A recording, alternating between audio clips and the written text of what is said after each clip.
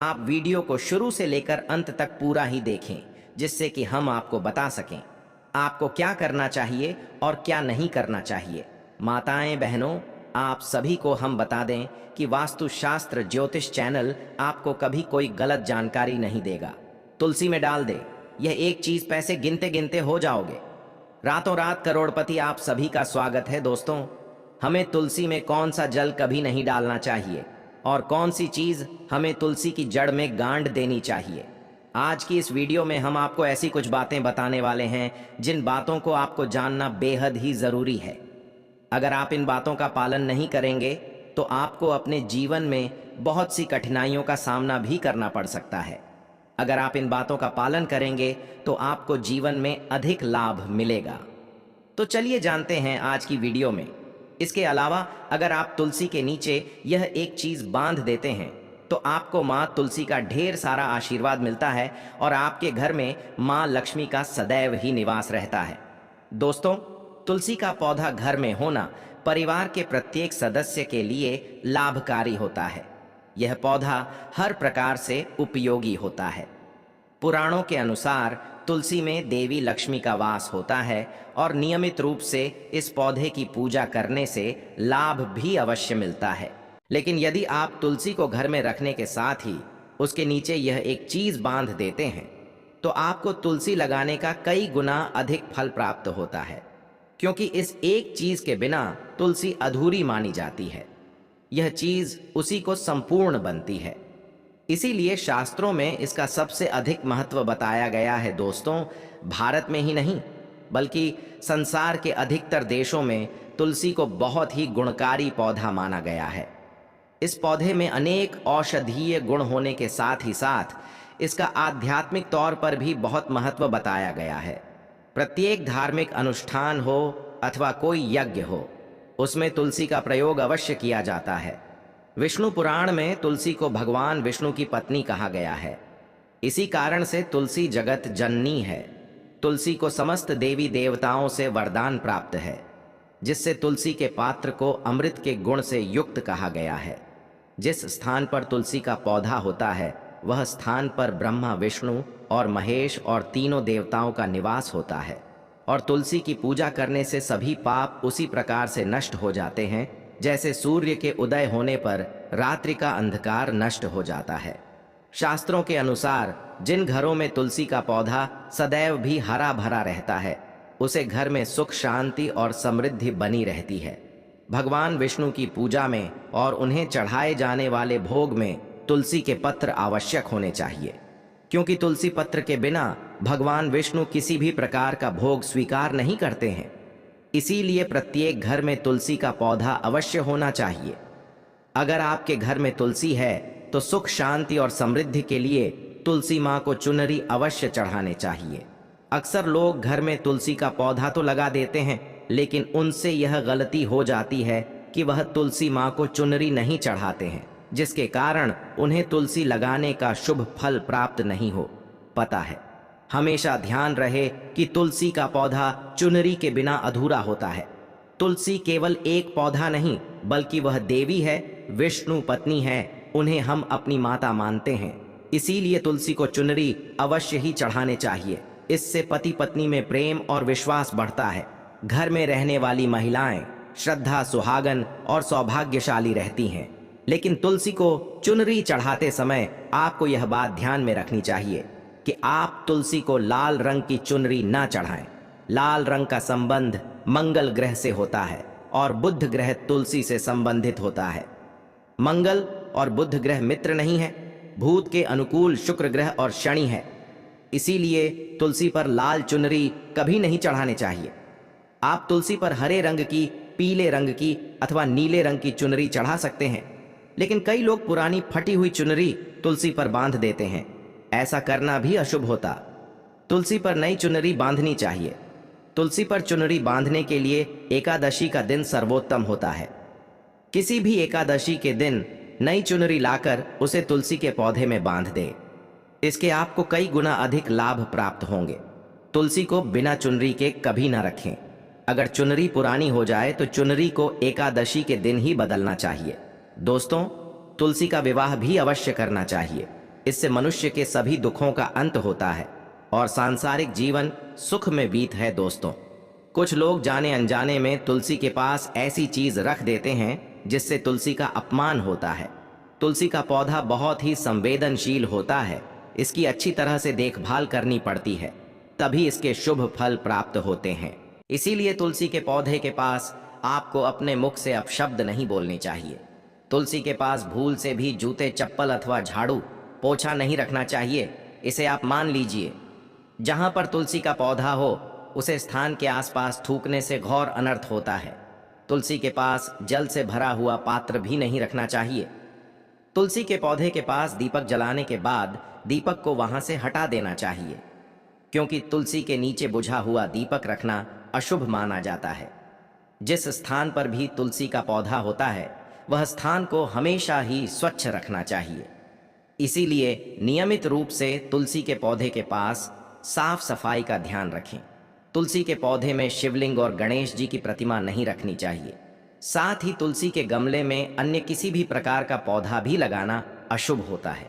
तुलसी के पौधे के पास कपड़े भी नहीं सुखाने चाहिए, अन्यथा कपड़ों से गंदा पानी तुलसी के पौधे पर गिर सकता है। ध्यान रहे, तुलसी के पौधे को नाखून से नहीं तोड़ना चाहिए, इससे तुलसी का अपमान होता है। यदि तुलसी के पत्ते सूख कर गिर जाते हैं तो उन्हें कचरे में नहीं फेंकना चाहिए। उन पत्तों को आप तुलसी की मिट्टी में ही दबा दें। रविवार के दिन तुलसी के पत्ते नहीं तोड़ने चाहिए और रविवार को तुलसी को जल भी नहीं चढ़ाना चाहिए। बाकी अन्य दिन नित्य बिना छुए तुलसी को सुबह जल देना चाहिए और शाम के समय एक दीपक जलाना चाहिए। अक्सर महिलाएं स्नान के बाद अपने बाल खुला रखकर ही तुलसी को जल देती हैं। ऐसा करना गलत होता है। महिलाओं को हमेशा ही अपने बाल बांधकर माथे पर सिंदूर लगाकर ही तुलसी में जल देना चाहिए। इससे तुलसी का आशीर्वाद प्राप्त होता है। घर में तुलसी का पौधा लगाते समय ध्यान रहेगी, आप इसके लिए गंदी मिट्टी का उपयोग ना करें। तुलसी के पौधे के लिए शमशान की अथवा गंदगी वाले स्थान की मिट्टी का कभी उपयोग नहीं करना चाहिए। इससे तुलसी माँ रूठ जाती है और सूखने लगती है। तुलसी का पौधा कभी गंदे स्थान पर नहीं लगाना चाहिए, जैसे नाली अथवा बाथरूम के पास तुलसी का पौधा कभी नहीं रखना चाहिए, अन्यथा गंदा पानी तुलसी के पौधे में गिर सकता है, जो बहुत ही अशुभ माना गया है। घर में तुलसी का पौधा कभी सूखना नहीं चाहिए। शास्त्रों में ऐसी मान्यता है कि तुलसी का पौधा सूखना अकामृत्यु की सूचना देता है। घर में तुलसी का पौधा सूख जाए तो घर की सुख समृद्धि खत्म हो जाती है। सूखी हुई तुलसी में मां लक्ष्मी का वास नहीं होता है। वास्तुशास्त्र के अनुसार तुलसी का पौधा सूख जाए तो यह आने वाली किसी विपत्ति या दुर्घटना का संकेत होता है। इसीलिए तुलसी का अच्छे से ख्याल रखना चाहिए, उसे जल दिखाकर हरा भरा रखना चाहिए। तुलसी में कभी भी किसी प्रकार के केमिकल नहीं डालने चाहिए, केवल खाद्य पदार्थ और गोबर का प्रयोग करना चाहिए। साथ ही इस बात का ख्याल रखें कि तुलसी में मकड़ी के जाले अथवा कीड़े नहीं लगने चाहिए। ऐसे स्थान पर लक्ष्मी वास नहीं करती है। शास्त्रों के अनुसार तुलसी को बिना स्नान किए जल नहीं देना चाहिए और पैरों में चप्पल आदि पहनकर भी तुलसी को जल न दे। तुलसी को जल देते समय ध्यान रहे कि वह जल आपके पैरों पर ना पड़े, इससे तुलसी का अपमान होता है। श्री कृष्ण कहते हैं, नित्य तुलसी के दर्शन से मनुष्य को स्वर्ग की प्राप्ति होती है और तुलसी पत्र के सेवन से उसके सभी पाप नष्ट हो जाते हैं। तुलसी का पौधा हमेशा ही घर के सामने लगाना चाहिए। इस पूर्व अथवा उत्तर दिशा में लगाना सबसे अधिक शुभ होता है। अगर तुलसी के गमले में दूसरे पौधे उग जाते हैं तो उन्हें समय पर हटा देना चाहिए।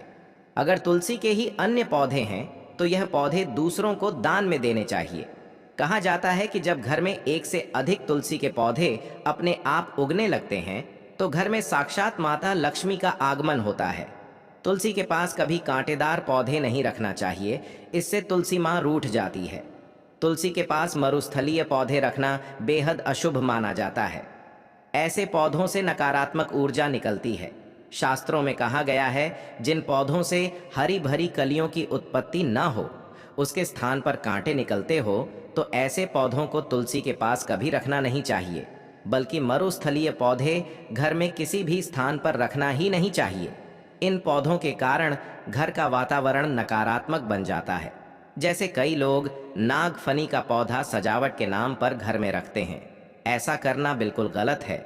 नागाफनी का पौधा तो गलती से भी तुलसी के पास ना रखें। यह तुलसी की संपूर्ण सकारात्मक ऊर्जा को नष्ट कर देता है। लेकिन शास्त्रों में केले के पौधे का विशेष महत्व बताया गया है। अगर आप तुलसी के पास केले का पेड़ लगा देते हैं तो आपको कई गुना अधिक लाभ प्राप्त होंगे। केले के पेड़ में भगवान विष्णु का वास होता है। इसे तुलसी के पास लगाने से घर में सुख समृद्धि आती है। साथ ही जिस स्थान पर भगवान विष्णु का वास होता है वहां पर लक्ष्मी भी चलकर आती है। दोस्तों, अगर आपको तुलसी के पौधे में शालिग्राम भी अवश्य रखना चाहिए। तुलसी के गमले में शालिग्राम रखने से तुलसी का और भी अधिक शुभ प्रभाव आपको देखने को मिलेगा। शालिग्राम भगवान विष्णु का निराकार रूप माना जाता है। यह काले रंग का पत्थर होता है जिसे विलक्षण और मूल्यवान माना गया है। इसे अगर आप तुलसी के गमले में रखेंगे तो आपके घर से संपूर्ण नकारात्मक ऊर्जा नष्ट हो जाएगी। मानते हैं कि शालिग्राम में अल्प मात्रा में सुवर्ण भी होता है। यह पत्थर उत्तर की गंडकी नदी में पाए जाते हैं। इसीलिए अगर आप शालिग्राम तुलसी के पौधे में रखते हैं तो भगवान विष्णु के साथ आपको मां लक्ष्मी की भी कृपा प्राप्त होगी। आपके घर में कभी धन धान्य की कमी नहीं रहेगी। पुराण के अनुसार जिस घर में शालिग्राम होता है वह घरों के समान श्रेष्ठ होता है। नित्य शालिग्राम के दर्शन और पूजन से सभी प्रकार के भौतिक सुखों की प्राप्ति होती है। यह स्वयंभू होने के कारण इसकी प्राण प्रतिष्ठा करने की आवश्यकता नहीं होती। ऐसे अगर तुलसी के पास रखकर इसकी पूजा रोज की जाती है तो व्यक्ति को धन संबंधी कोई समस्या नहीं आती है। विष्णु पुराण के अनुसार मृत्यु के समय शालिग्राम के चरण अमृत का जल सभी बातों से मुक्ति दिलाता है। वह मृत्यु के पश्चात बैकुंठ चला जाता है। यह चरण अमृत औषधि के समान है। जो इसका सेवन करता है उसे मोक्ष की प्राप्ति होती है। कुछ लोग चरण अमृत लेकर अपने सिर पर हाथ फेर देते हैं, बल्कि शास्त्रों में ऐसा करने का उल्लेख नहीं किया गया है। शरण अमृत हमेशा दाएं हाथ से श्रद्धा भाव से ग्रहण करना चाहिए। लेकिन शालिग्राम घर में लाते समय ध्यान रहे कि वह असली हो। आजकल कई प्रकार शालिग्राम मार्केट में मिलते हैं जिनकी पूजा करने का कोई फल प्राप्त नहीं होता है। घर में केवल एक ही शालिग्राम की पूजा करनी चाहिए। पुराण में कहा गया है भगवान विष्णु की मूर्ति से कई ज्यादा उत्तम होता है शालिग्राम की पूजा करना। शालिग्राम को चंदन लगाकर उस पर एक तुलसी का पत्ता रखना चाहिए। प्रतिदिन शालिग्राम को पंचामृत से स्नान करना चाहिए। ऐसा करने से सभी जनों के पाप नष्ट होते हैं। शालिग्राम सकारात्मक और 7वें ग्रह का प्रतीक होता है। अंतिम महत्वपूर्ण बात आपको बता दें, सुबह सुबह उठकर यह एक चीज जरूर खा लेनी चाहिए। इससे जीवन भर धन की कमी नहीं होती। साल भर धन ऐश्वर्य के चक्कर में भागना नहीं पड़ता। भगवान श्री कृष्ण कहते हैं, सुबह सुबह एक चीज जो भी मनुष्य खा लेता है तो उसके घर में धन वैभव बड़ी तेजी से आकर्षित होता है। वह व्यक्ति रातों रात मां लक्ष्मी की कृपा पा लेता है। दोस्तों, आपने अक्सर लोगों को शिकायत करते सुना होगा कि उनके घर से दरिद्रता और पैसे की तंगी दूर नहीं हो रही। वह दिन प्रतिदिन धन के अभाव में जाते जा रहे हैं। शायद यह सब आपके साथ भी हो रहा हो, लेकिन आप इन सभी के पीछे छिपे कारण को नहीं जान पा रहे। कारण है आपके द्वारा किए गए कुछ गलतियां।